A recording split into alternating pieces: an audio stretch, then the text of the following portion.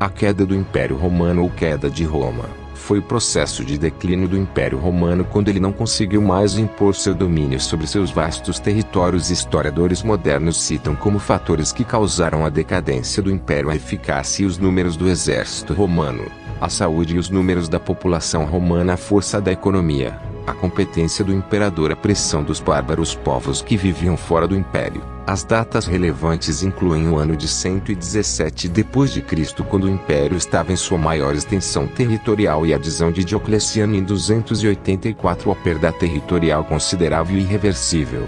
No entanto, começou em 376 com uma irrupção em larga escala de godos e outros povos bárbaros. Por 476, quando Odoacro depôs o imperador Rômulo Augusto, o Império Romano do Ocidente exercia poder político, militar e econômico insignificante.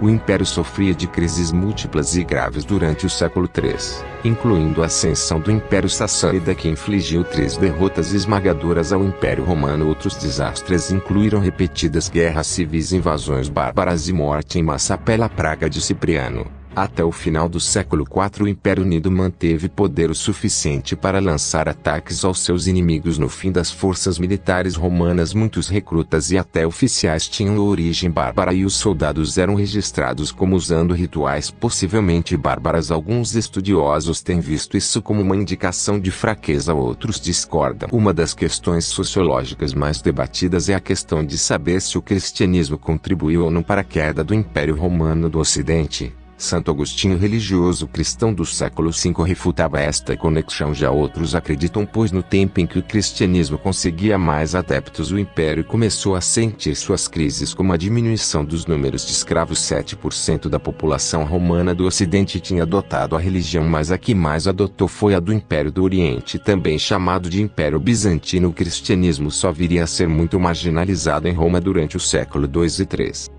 Quando o último imperador romano do Ocidente foi deposto, em 476, por um grupo de mercenários, poucos territórios restavam ao seu serviço. Rômulo Augusto era filho de um general de origem bárbara, Orestes, que derrubou o imperador legítimo Júlio Nepos. Convencionou-se essa data como o fim da Idade Antiga.